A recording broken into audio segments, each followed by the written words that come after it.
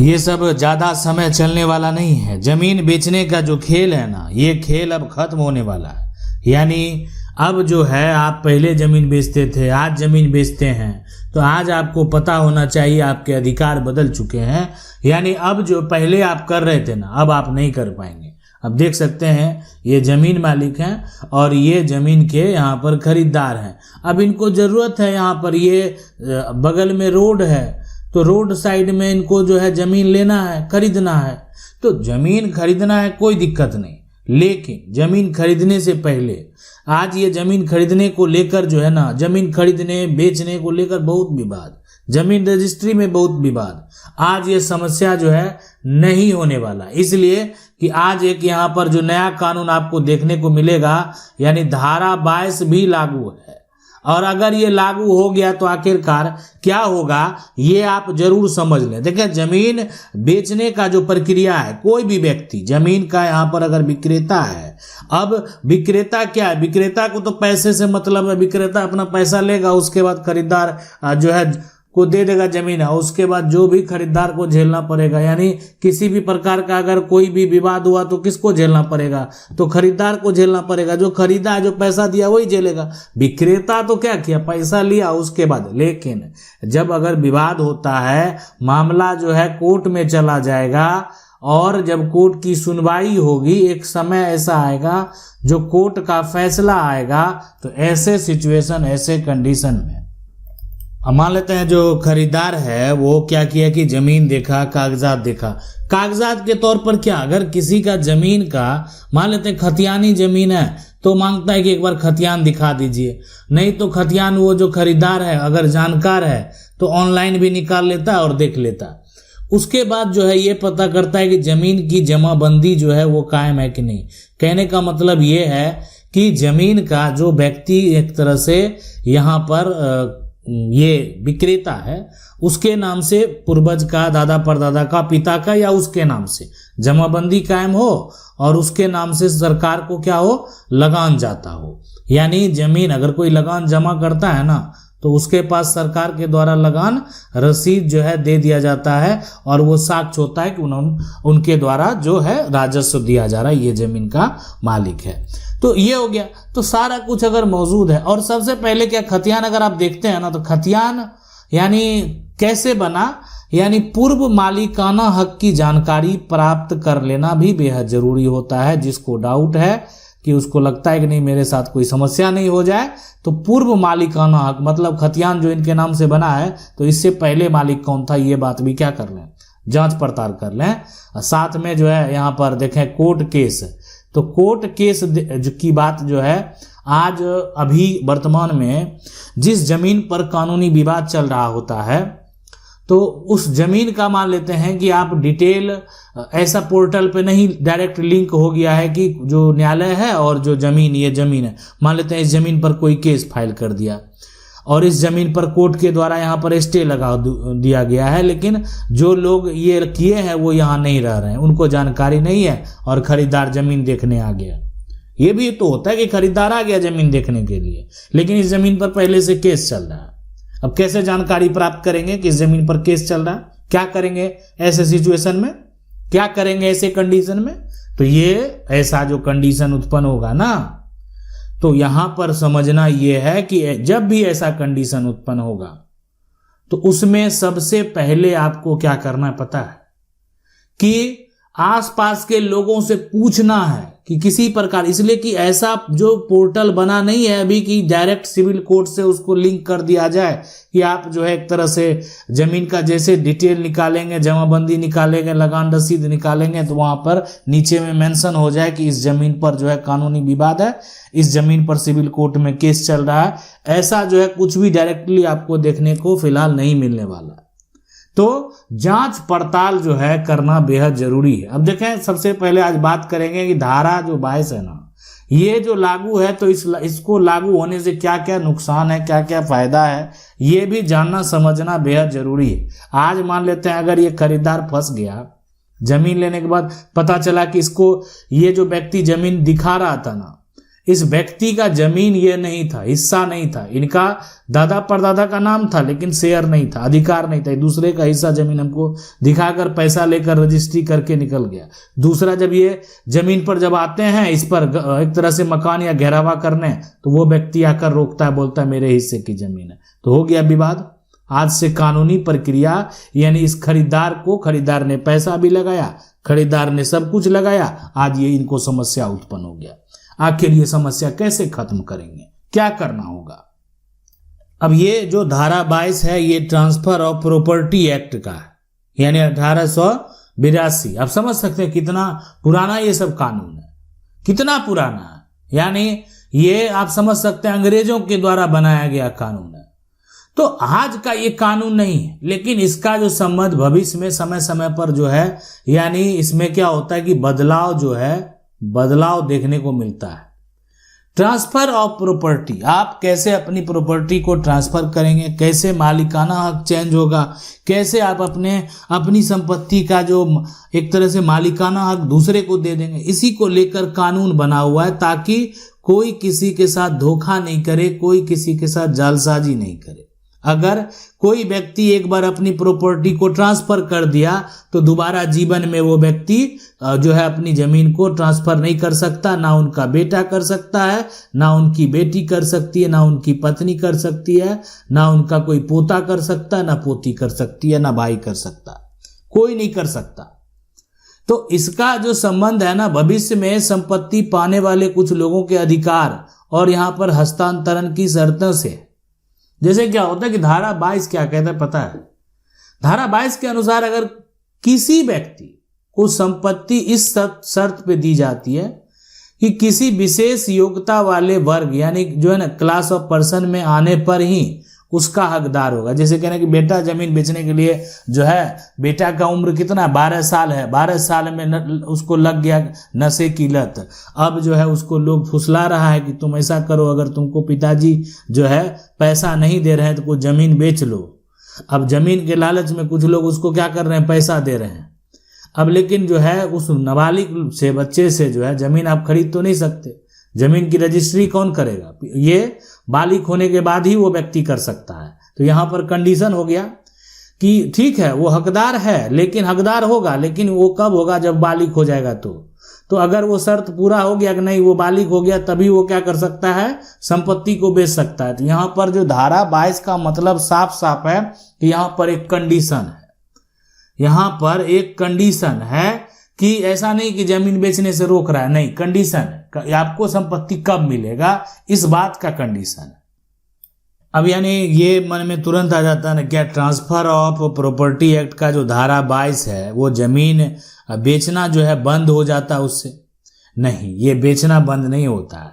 देखिए, सिर्फ धारा 22 लगने से कोई व्यक्ति अपनी जमीन बेचने से नहीं रुकता।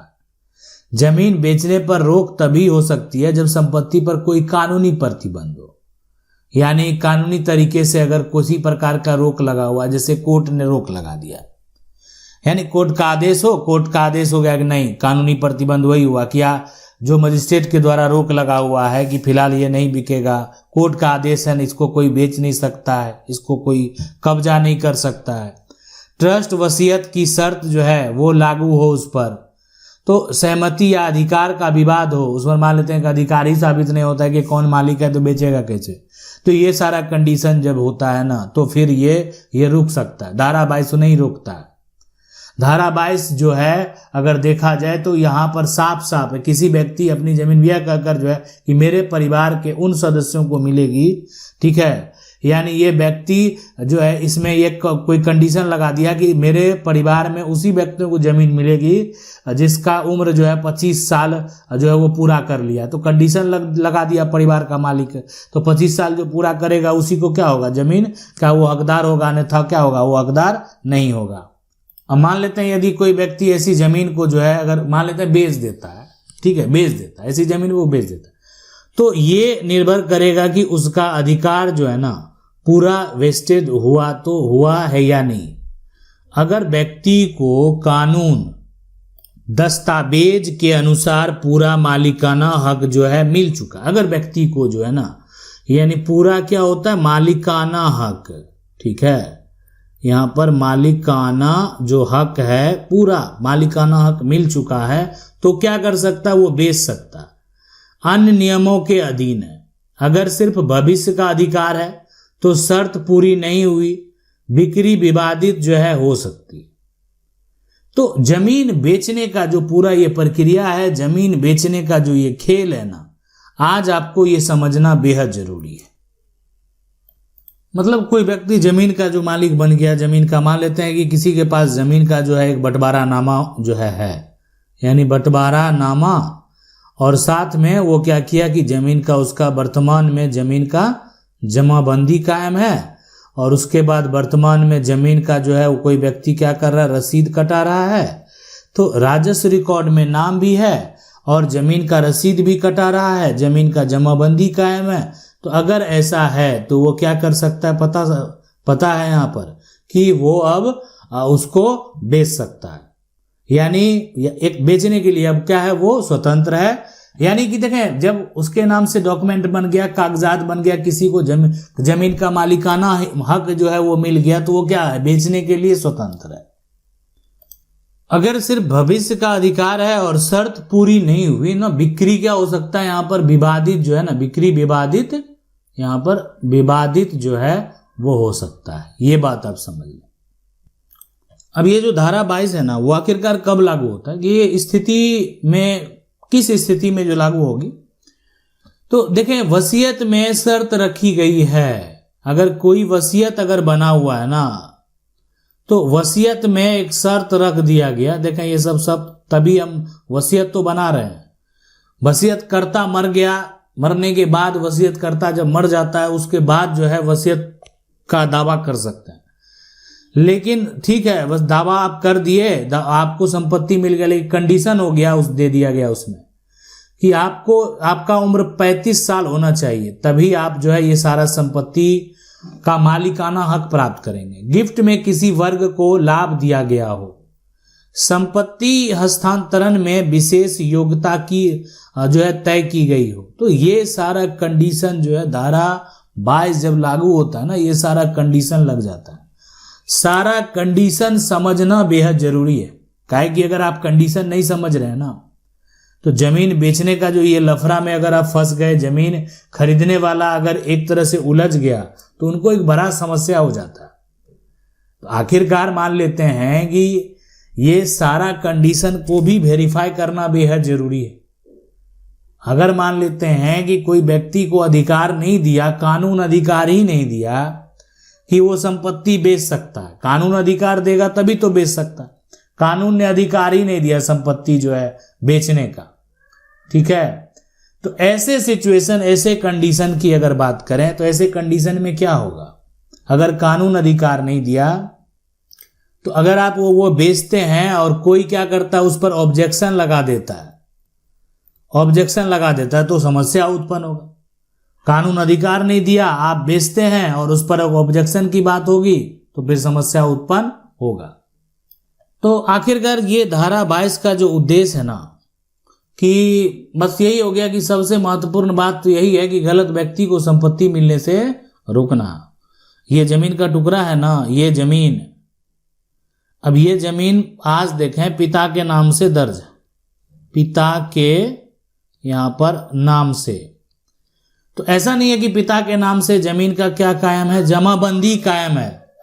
और पिता के नाम से अगर जमीन का यहाँ पर जमाबंदी जो है वो कायम है, ठीक है, जमाबंदी किसके नाम से, पिता के नाम से, पिता के नाम से जमीन का जमाबंदी कायम है। अब यहाँ पर बेटा को कोई क्या किया, फुसला लिया कि चलो ऐसा करते, कुछ पैसा देंगे, जमीन की रजिस्ट्री कर देंगे। तो बेटा से जमीन जो है लिखवा लेना, यानी गलत व्यक्ति को संपत्ति मिलने से पिता के नाम जमाबंदी है, बेटा जाकर लिख रहा है, पिता जीवित हैं, तो ऐसे सिचुएशन में और पिता सपोर्ट इस बात का नहीं कर रहे हैं, तो ये इस तरह का रजिस्ट्री भविष्य में कैंसिल हो जाएगा। कि देखें कि होता है ना कि गलत तरीके से आप क्या किए, संपत्ति को प्राप्त किए, तो इसलिए दाता ट्रांसफर करने वाला व्यक्ति की इच्छा को लागू करना, भविष्य के अधिकारों को नियंत्रित करना। धारा 22 का मतलब यह नहीं है कि जमीन की बिक्री अपने आप बंद हो जाती है, केवल ये तय करती है कि किसे संपत्ति मिलने का अधिकार होगा। आखिरकार ये संपत्ति का मालिक जो है खरीदार होगा या नहीं होगा। आप इस तरह की संपत्ति अगर खरीद लेंगे तो आपको कानूनी अधिकार मिलेगा या नहीं मिलेगा, ये तय होता है, इससे ये तय होता है। अब देखें जजमेंट की अगर बात करें, फैसले की अगर बात करें, तो ये जो जजमेंट है, ये जो फैसला है, ये जो विवाद है, यानी ये श्रीमती लक्ष्मी देवी जो है ना यहाँ पर वर्सेस जो है सेठानी है ना मुकन जो है कुंवर के नाम, कुंवर से ये विवाद होता है। और ये यहाँ पर देखा जाए तो सबसे पहले जो सुप्रीम कोर्ट का फैसला, यानी सुप्रीम कोर्ट का जो जजमेंट है, फैसला है, ये पुराना फैसला है, लेकिन इस जजमेंट में आखिरकार क्या कहा गया। सुप्रीम कोर्ट ने संपत्ति जो हस्तांतरण है ना, संपत्ति को जो आप ट्रांसफर करते हैं, ये जमीन है, मान लेते हैं ये जो जमीन का टुकड़ा है, ठीक है, इस जमीन का आज वर्तमान में जो मालिक है, वो मालिक जो है यहाँ पर एक तरह से वो प्रमोद है, ठीक है, प्रमोद है। अब ये जो प्रमोद है ना, प्रमोद ने क्या किया, इस जमीन को बेच दिया, बेच यहाँ पर दिया। और ये खरीदार जमीन का कौन है, यहाँ पर नीरज है, नीरज है। तो अब देखें ये जमीन का कौन है, खरीदार है, ठीक है, खरीदार। अब देखें इसमें आखिरकार क्या हुआ कि जमीन को, जो जमीन का टुकड़ा है, ये जमीन का यहाँ पर विक्रेता हो गया, विक्रेता, और ये हो गया जमीन का यहाँ पर खरीदार। तो विक्रेता खरीदार, अब ये जो प्रमोद है ये विक्रेता है, नीरज है खरीदार। तो जमीन में जो भी डील हुआ होगा, पैसा दिया गया होगा, जमीन की खरीद बिक्री हो गई।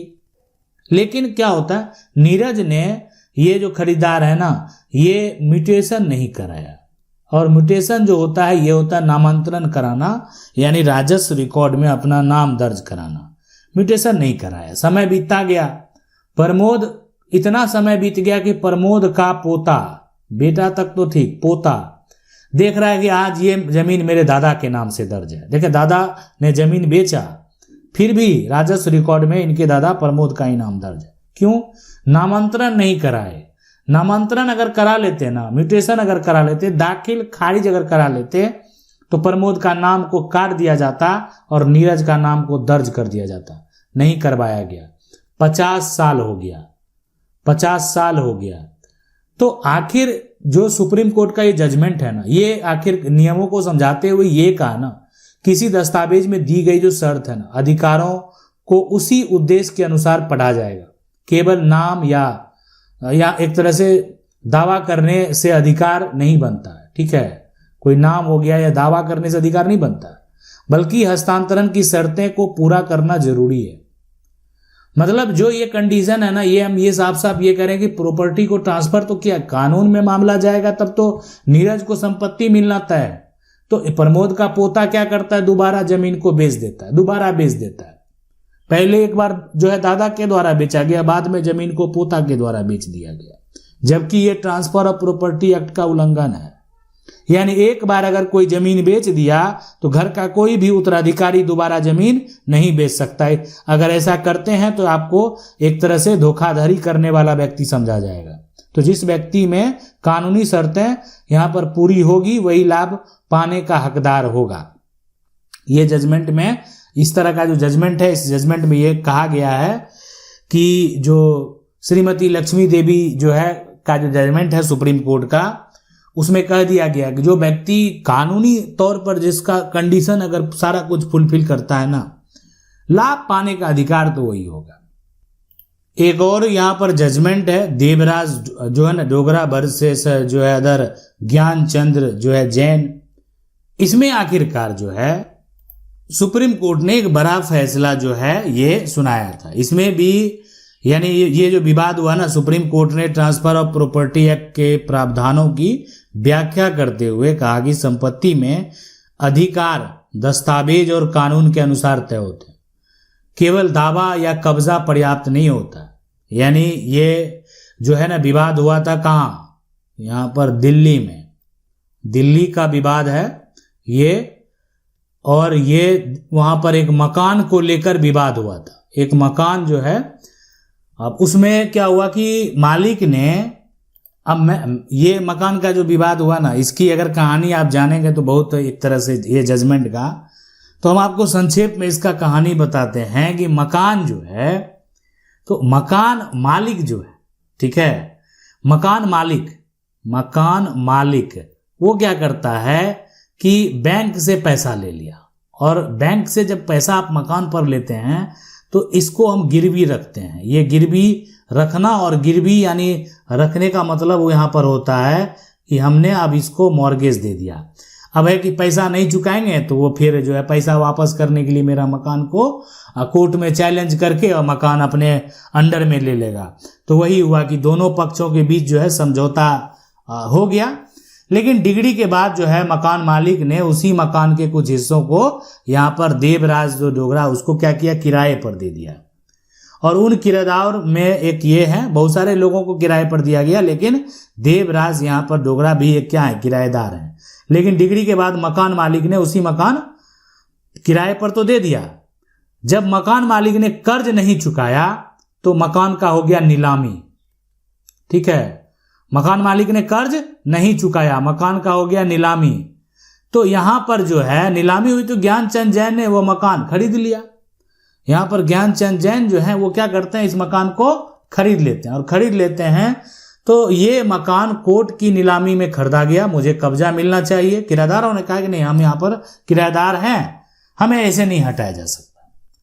और ये मामला गया था सुप्रीम कोर्ट में। सुप्रीम कोर्ट ने वहां पर जजमेंट में कहा कि नीलामी खरीदार को किराएदार से खाली भौतिक कब्जा मिलेगा या सिर्फ यहाँ पर सांकेतिक कब्जा। ये देखें, सुप्रीम कोर्ट ने यहाँ पर इस मामले में, इस जजमेंट में, नीलामी खरीदार को अधिकार मिलना है, लेकिन कब्जा लेने की पूरी प्रक्रिया कानून के अनुसार होगी। संपत्ति का अधिकार यानी वैध हस्तांतरण और कानूनी स्थिति से यह तय होगा, ठीक है। जो लोग कब्जे में हैं उनके अधिकारों को भी देखा जाएगा, और ऐसे मामले में देखें ये होता है सिंबॉलिक पोजीशन का अधिकार होगा। अब अभी तक जो है एडवर्स पोजीशन सुने थे, ठीक है, इलीगल पोजीशन सुने थे। अब यहाँ पर एक आ गया क्या, यहाँ पर आ गया एक, यहाँ पर आज सिंबॉलिक पोजीशन, और इसके बारे में भी हम आपको डिटेल से बताएंगे। एडवर्स पोजीशन हो गया, ये एडवर्स पोजीशन यानी कोई लंबे समय तक 12 साल तक जमीन पर अगर कब्जा करता है तो मालिकाना हक का दावा कर सकता है। लेकिन आज हो गया ये, ऐसे मामले में खरीदार को क्या हो गया, सिंबॉलिक पोजीशन। तो आखिर सिंबॉलिक पोजीशन का क्या अधिकार है, क्या कहता है? तो सिंबॉलिक पोजीशन और वर्सेस जो है, जो फिजिकल पोजीशन है, ये इसकी बात करना, इसको जानना बेहद जरूरी है, और आगे हम इसकी जानकारी भी आपको जरूर देंगे। आशा करते हैं वीडियो अच्छा लगा होगा। वीडियो को लाइक जरूर कर दें। चैनल को पहली बार देख रहे हैं, सब्सक्राइब करके जो बेल आइकन है उसको जरूर दबा लें। मिलते हैं अगली वीडियो में, तब तक के लिए जय हिंद।